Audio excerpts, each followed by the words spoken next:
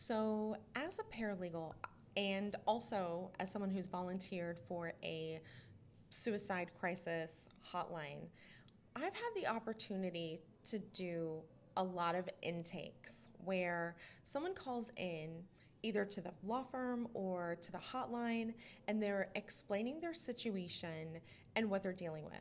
And so my objective on the other side is very different depending on what role I'm in.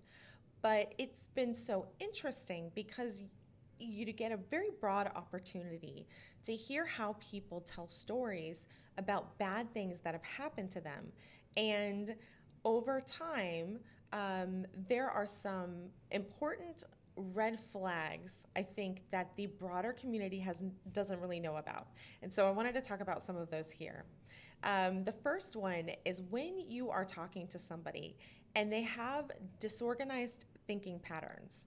And a disorganized way of relaying information. So, usually, when you're telling a story, you are giving the context for the story, you're explaining the structure of what happened, you are identifying the people involved. There's very clear cause and effect. And the listener, if you're an effective communicator, the listener can follow the logic of what's happening. And maybe even if they don't agree with your perspective, they understand why you have your perspective. But when you are dealing with somebody who doesn't understand reality, like on a fundamental level, this communication of their understanding of what's going on is very choppy. And it usually comes in a very paranoid like packaging. Everybody's out to get me. I'm being persecuted no matter where I go. I have no idea why I'm being targeted. And so I think when I first started getting these calls, I would ask for more information because it would be unclear. So if I'm like fact finding, if I'm doing the intake for the law firm, I need to do some basic fact finding so I can present the information to the attorney so the attorney can effectively decide, like, is this something we want to further pursue or not. And so if I'm fact finding to sort of clarify, like, what's the situation here, who's involved, what's the time frame on this, your basic who, what, where, when, and why. um, you can often get some very aggressive pushback because someone who has like a disordered thinking style, a disorganized thinking style, who's dealing with cognitive distortions, they can't explain the structure of their perspective. They can't explain the structure of their thought process. They can't explain the structure of the events that have occurred because they are filling in the blanks of what they're perceiving with conclusions they're drawing, and they can't explain to you why they've drawn those conclusions. Another thing you often see is like fragmented sentence structures too. And I often see this in writing, particularly with estranged parents. It'll be like, went to store, texted daughter, or something like that. They drop like the personal pronouns. They drop I, me, it's like once you see it, it's very hard to unsee. And whenever I see texts from estranged parents, it's very common to see this where they're not in the conversation. And so when you're talking to somebody who is doing that, there's a reason subconsciously why they're dropping that language. Another thing I sort of already kind of alluded to, but the persecution focus should be a very big red flag. Now, I'm not saying it's impossible for somebody to be repeatedly persecuted, but if you are being repeatedly persecuted, there's going to be an explanation that makes sense as to why. So somebody who is maybe dealing with racism in a very specific environment, but like everywhere they go, they're not going to be experiencing that unless you're maybe in another country or something like that.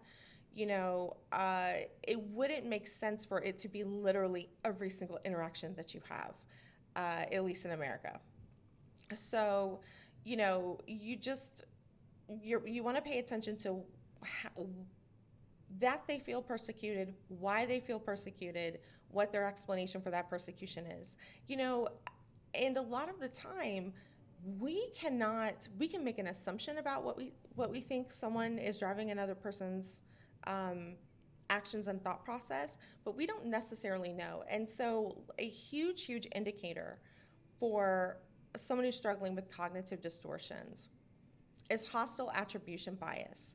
It's basically a mental orientation of assuming hostile intent on the part of another person.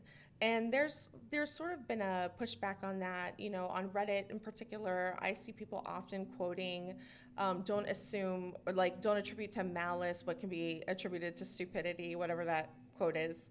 Um, this is essentially along those lines where somebody is attributing malice to another person, but they don't necessarily they can't necessarily speak to that specifically. And I'll give you one of the first example that I can think of, which is there is research that hostile attribution bias of mothers toward their infants is the biggest, strongest predictor of abuse, of their abuse of that infant. And so that is, you know, a mother that is thinking the baby's crying on purpose or trying to manipulate them, attributing hostile intention in a situation where it fundamentally does not make sense.